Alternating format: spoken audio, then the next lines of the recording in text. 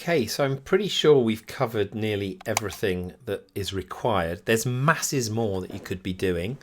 The bone tool is probably the most complex part, but somewhere between classic tweens and frame by frame, you should be able to get everything together.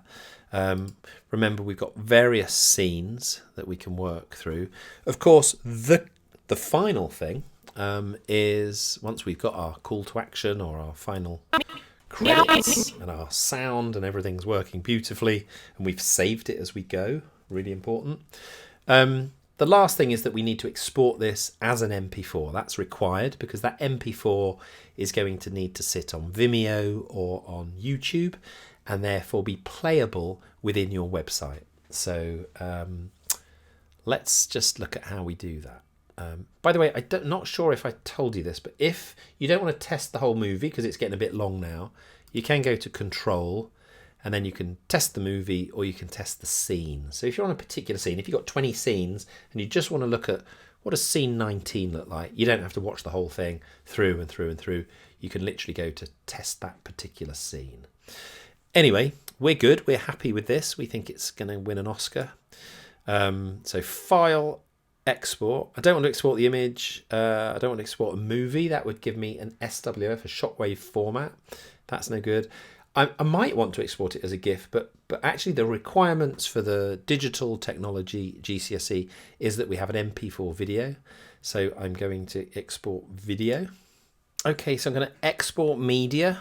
I'm going to export the entire movie, and it's sort of preset to H.264 default.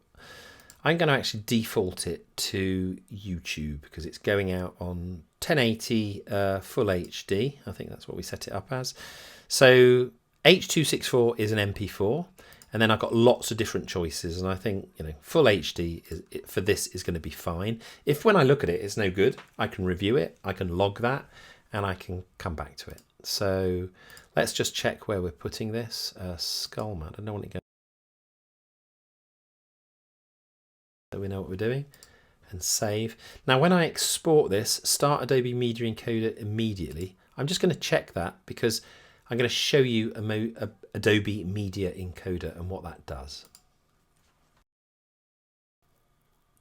So it's exporting as a MOV, or creating a MOV.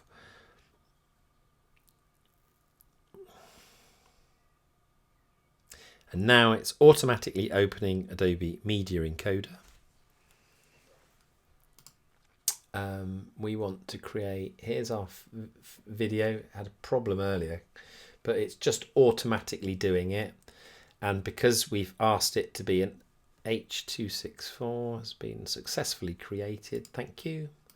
So let's go and have a quick look and just check what we're looking at here. So there's version 2. Look, today at 16:33. That's what I've just done. So double click on this. It's nice and big. It means that we can reduce it and then we can start playing.